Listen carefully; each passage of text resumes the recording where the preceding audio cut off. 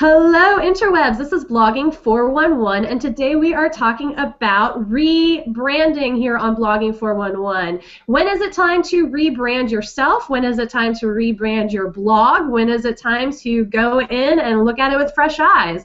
I am Allison Carter. I am here with the North Carolina Blogger Network. We believe in education and collaboration for bloggers to make blogging stronger, and I'm super excited about my guest today, Michelle. And Michelle, why don't you go ahead and tell people kind of who you are and what you do? Hi, I'm Michelle Nahom. I blog at A Dish of Daily Life. I've been blogging about 3 years now, and I recently rebranded. So hence the topic that we're discussing today. I'm no expert by any means. I haven't done everything right. I've done a lot of things wrong. So maybe you'll learn from my mistakes. But I guess that's where we're going today.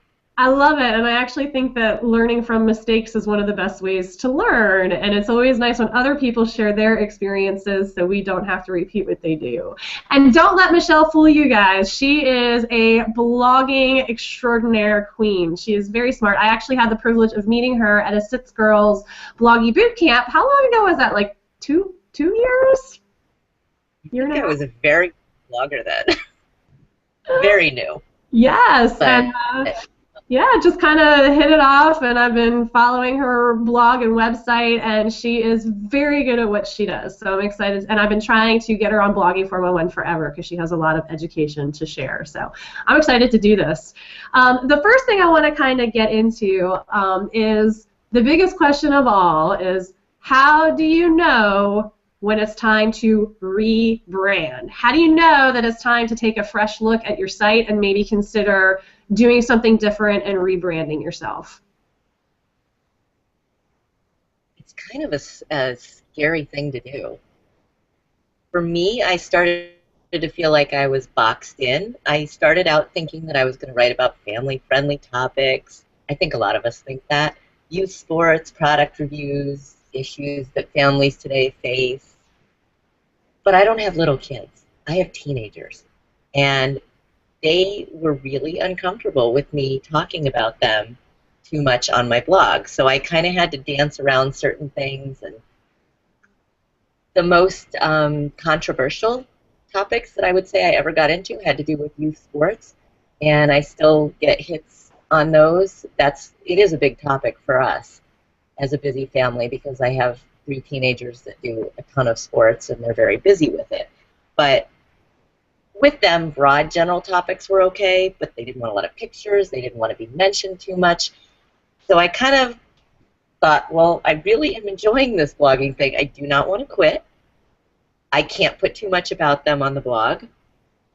So I thought about how I could change things up. And one thing that I love to do, if you know me, is that I love to cook. And I really work hard to put things on the table quickly, but they have to be good. I have a whole family full of foodies. My in-laws are fabulous cooks, and my kids are used to really good food. So I kind of had to come up with things that were fast but really good. So I also like DIY, and I like to travel. So I'm kind of hoping to make my blog into more of a food and lifestyle blog. And if you look at it right now, it's a food blog. But I'm working on it. I'm getting there. It's a process for me. So that's so interesting. So you kind of knew it was time to rebrand when your content wasn't really coming easily to you anymore and your content was changing. I actually did on my own personal blog. I went through a major rebrand as well because I realized for me, I had all these different pieces of what I love to do on the internet in different spots. And then I thought, well, maybe I can just rebrand my personal blog and bring all those pieces of everything that I love together into one spot and kind of reconsider what my blog is.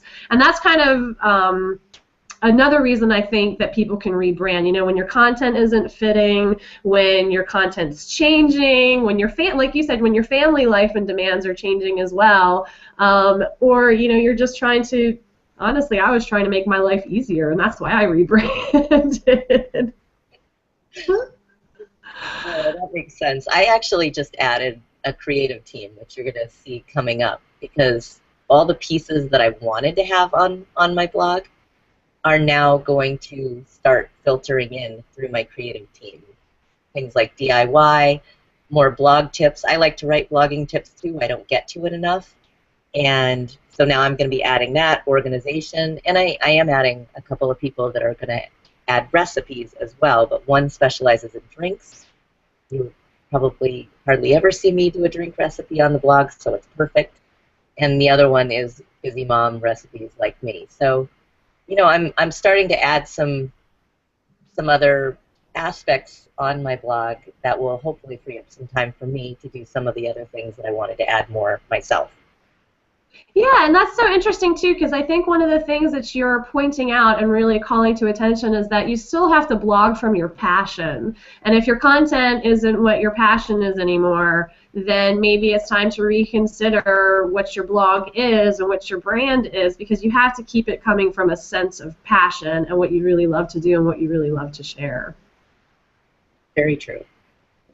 So let me ask you this. Does a rebrand have to be a redesign? What exactly do we think that rebrand means for bloggers? Does that mean I have to go out and get a whole new website look? Does it mean I need a new logo? Do I need a new name? You know, kind of what when you think of rebranding yourself, what do you think of? I think it depends on the blog, and it depends on what you're changing. In my case, I didn't actually do that because my blog is named A Dish of Daily Life. So luckily for me, Dish focuses right in on recipes, so that allows me to bring recipes in very easily. And I think with Daily Life, it still allows me to talk about DIY, travel, product reviews, anything else that I want to throw in there, which I need to throw in there more, obviously, than the food.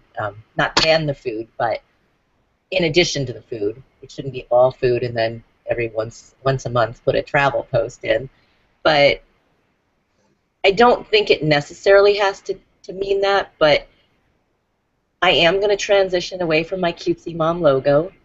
I haven't done that yet. I'm kind of still deciding what I want to look like when I grow up, and hopefully I'll get that together soon. But with me, if I wait till it's all done, it's not ever going to be done. So I kind of have to do this in stages for me.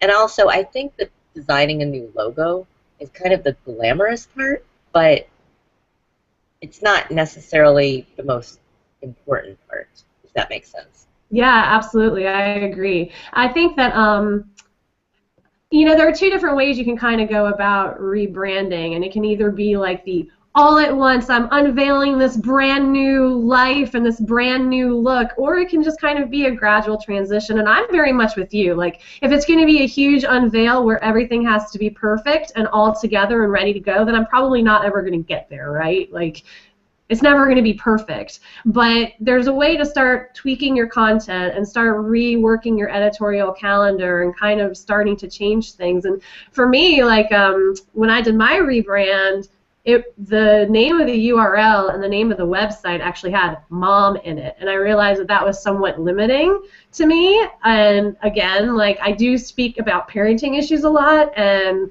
smart parenting issues, but that didn't mean that I wanted to be known as that name. So I kept my URL the same, and I just kind of tweaked my header on the design and kind of doing a slow, gentle easing into this is where things are going, sort of thing.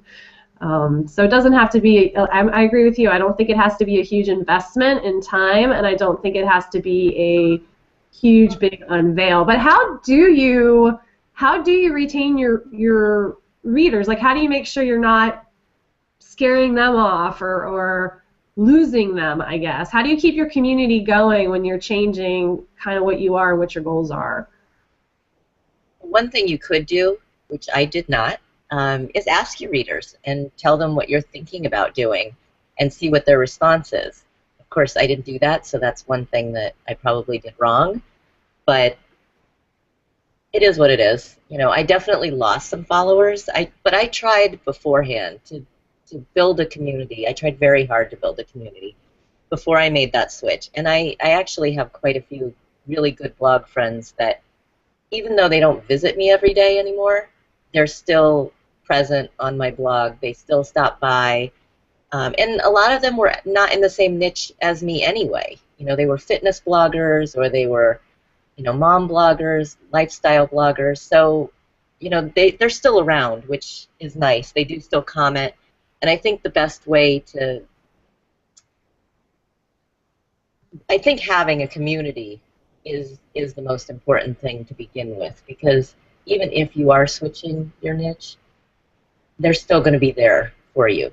The community will still be there, and friends are friends no matter what you're writing about. And I still bring my family and friends into my blog, even though I'm doing a lot of recipes.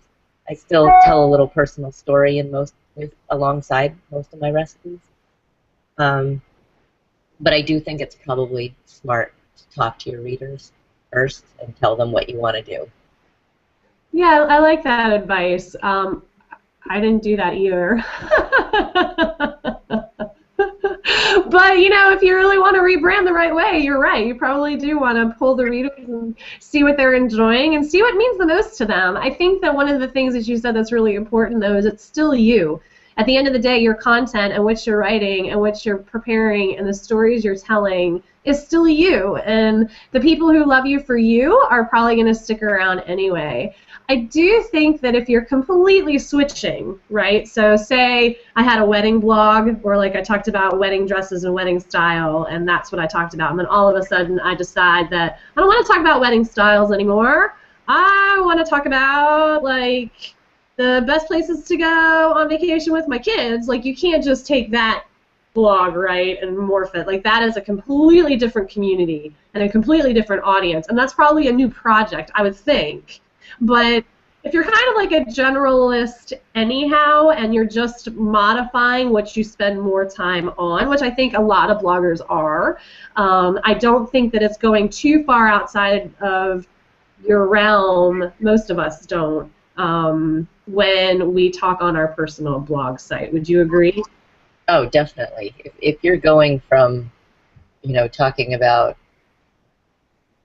everyday, let's say you say you have a travel blog, and you're talking about that, and then you're going to switch over to financial advice, it just doesn't make sense to stay with the same blog.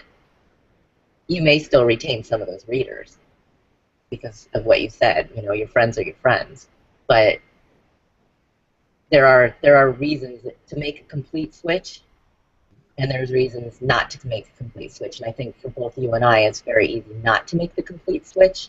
Other people, you know, you really have to think about what you're talking about and does it make sense first. And I think most people would come to the exact same conclusion as we just did. So.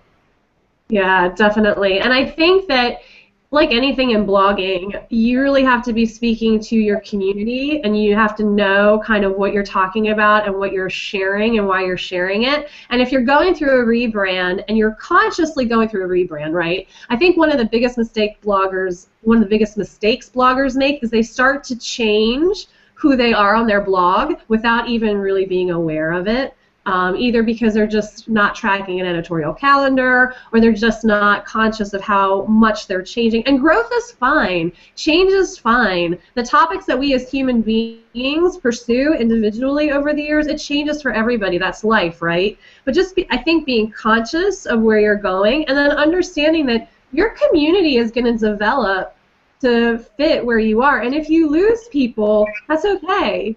Right? They're not part of your new community, but there's a whole other pocket of people out there who are. Absolutely. That's very true. I have a lot of new friends, and as I said, I've retained some of my old friends, but not all of them. And you know, that's how life is anyway. I mean, if you think about it, our friendships change over time, and it's not that big of a deal. You know, life, what stage you're at in your life a lot of times dictates who your friends are, and some people stay and some people don't. And you got to make room for the new ones who bring different value added to your life for sure.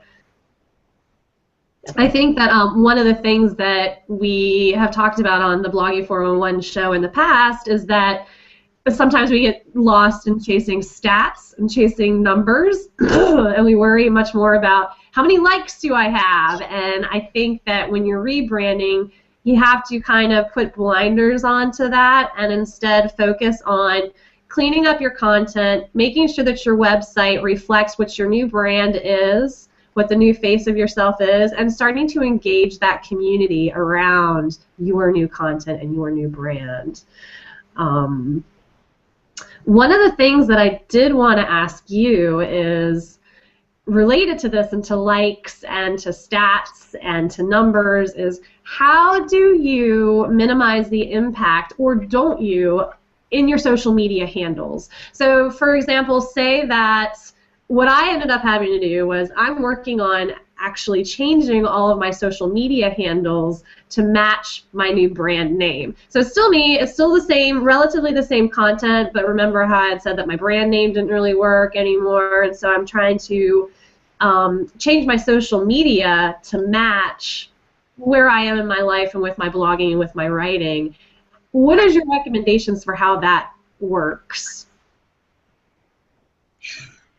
Well, I think first off, it does depend if you have to change your name. And that's one thing when you start a blog, you probably want to really think about your name, because Mama's Three Cuties is not going to be that easy to switch to a new niche. And you know, that, as you said, having mom in the name, it definitely makes it easy. And when I was thinking about my blog name to start with, I was thinking about that, even though I didn't really know why I was thinking about it. Because, you know, with teenagers, I'm going to be an empty nester not too long down the road. So, you know, at that point, A Dish of Daily Life will still fit. But if I had said, you know, soccer mom of whatever, it might not have worked so well once they were off in college and doing their own thing. So when you're setting up a blog, I think it's best to set up a name that can grow with you, and you should be thinking about that, because if you really love what you're doing, that's the way you should start. Yeah. To be changed. Name is.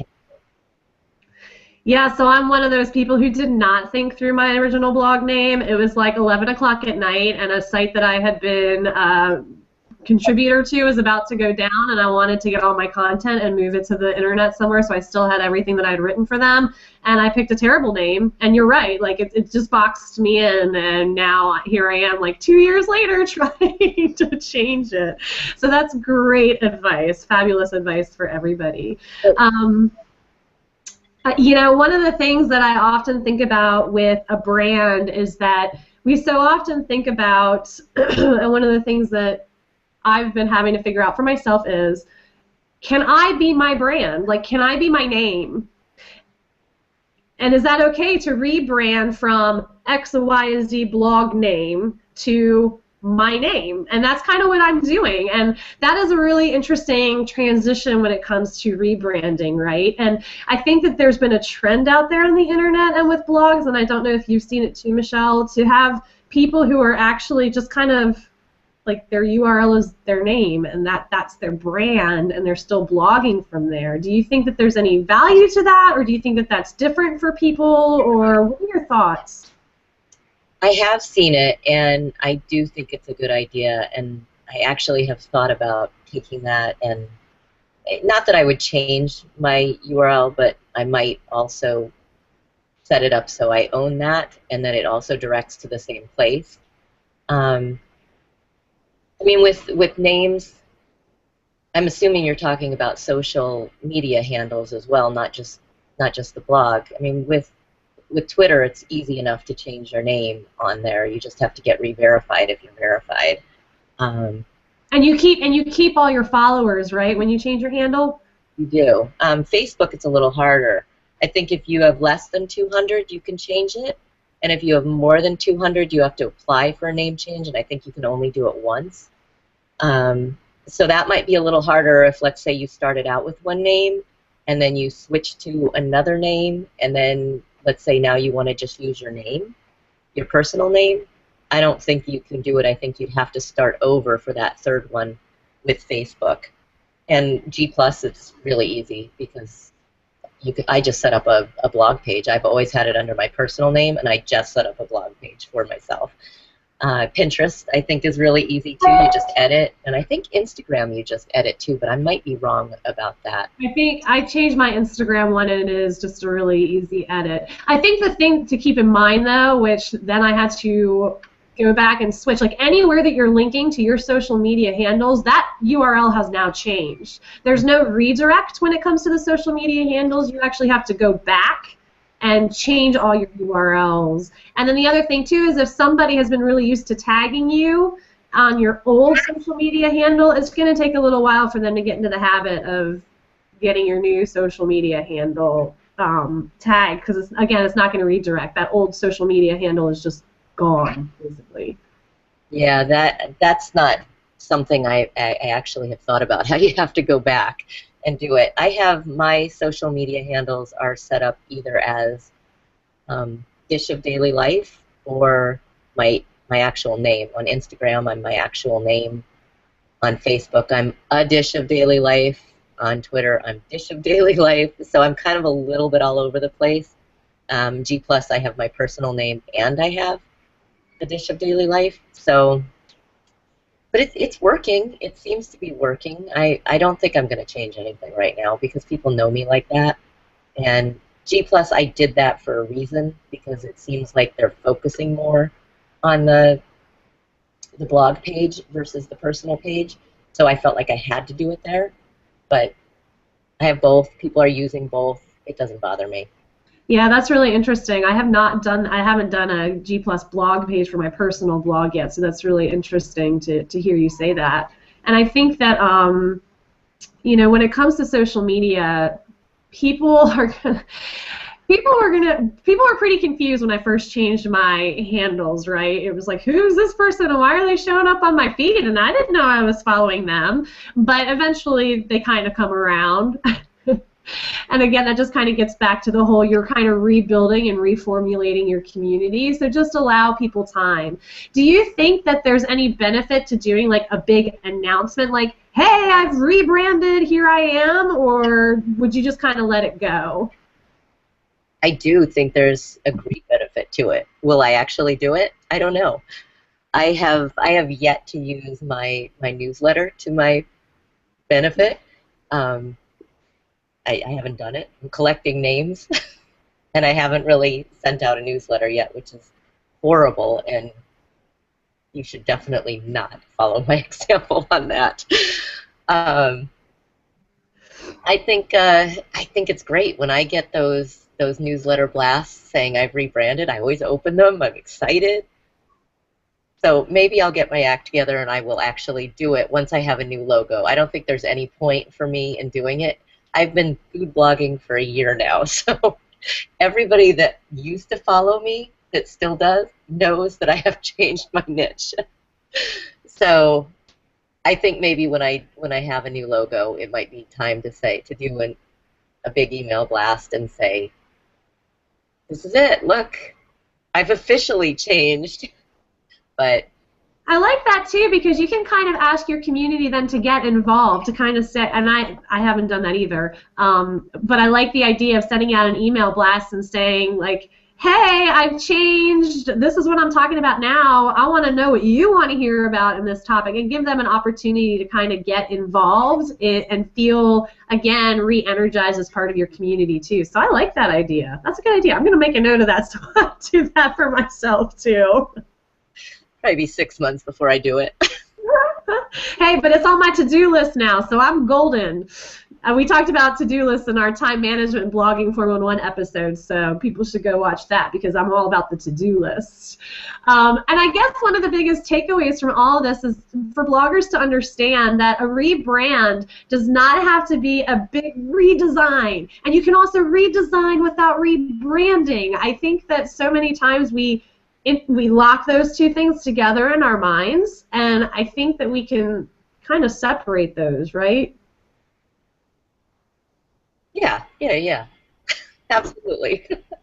I think people get hung up on the fact that well, if I'm going to go into this blog, I want my website to look like this, and then they kind of get stuck. And then I also think that you can tweak your website and make your blog look different without it being a full rebrand, and I like that too. And one of the other things that I wanted to add that just kind of popped into my head as we were talking about social media accounts and rebranding, as you are rebranding your social media accounts, assuming that you're not creating new accounts, again, if you're going, as we talked about earlier, from one niche to another niche, then you probably want to create new accounts and start to build and grow. But if you're kind of staying with where you are and you're staying on your social media account and profiles, make sure you change your about you to reflect what your new brand is. So for example, on your Facebook page with the little about, in your settings, on your Twitter, your profile settings, make sure you're changing those to reflect what your new brand is. A lot of times those kind of lag behind because we forget about them, but I think that they're an important element when you're rebranding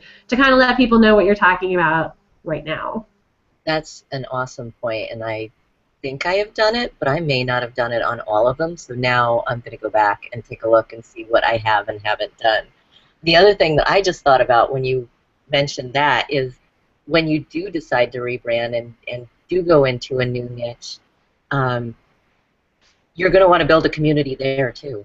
So it's not super easy to just break into a new niche and expect, if you're food blogging, expect other food bloggers to somehow find you and come comment on your posts.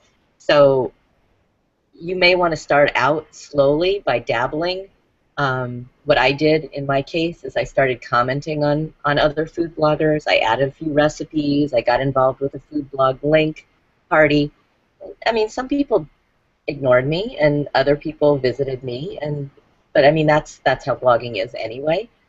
I mean, I shouldn't say ignored me, but didn't visit me back even if I visited them a ton of times. Everybody has their own life, and you don't always fit where everybody else is, but that's how you make friends. So it was a slow process, but and honestly, it actually was one that I thought I might never break into, but now I feel like I feel like I'm good there. I'm not like a huge success or anything, but I have food bloggers that do comment on my blog and on my recipes. I have people that try my recipes, which is always nice. And I got my footing, I feel like. And I joined food groups on Facebook once I had that content on my blog. So you're going to want to, make it a process, maybe make that to-do list and say, this is what I'm going to do first, this is what I'm going to do second, this is what I'm going to do third, transition in. And then once I started to meet other foodies, I took the plunge and started my own link party, and that was a very slow process as well. But now we get around 400 links. Sits put us on their blog as a food party that gets, what's the word for it, where your content gets shared a lot. So we've started to get our footing with that as well. So it's just been a whole process for me to break into that, and that's, I think, what you need to do with any niche is start slowly, dabble, start visiting, build your community. Yeah, I think that is phenomenal advice. And I know we're coming up on our 30 minutes, and one of the last things that I think is important for us to point out is that if you are going to rebrand, make sure you're committed to what your new brand is going to be and what your new content is going to be. You cannot Rebranding yourself is not the end of the world. It's not the end of your blog. It's not the end of your community and your followers. However, if you're continually rebranding yourself every 5 or 6 months, people are going to wonder who you are and what you're talking about. So I would say that at the end of the day, make sure you know and you're committed to where you want to go and you've thought it through so that once you rebrand, you can do that for a good time and stay committed to that before changing your mind again. Definitely. All right, everybody. Well, thank you so much for listening, watching. Thank you so much to Michelle for giving us her feedback. She is, like I said, such a smart blogger, and I'm always interested in her blogging tips, and they will be on her site, Dish a Daily Life, as well, and I'm excited to hear that there's more coming up. We are going to be talking about repurposing content in our next Blogging411 episode about how to use old content in the best, smartest way. You have it out there, why not use it? If you have any questions about today's episode and about the topics that we've covered, feel free to leave us a comment, shout out something on Twitter. We respond, we are listening, and we love talking to you. Thank you so much, everyone.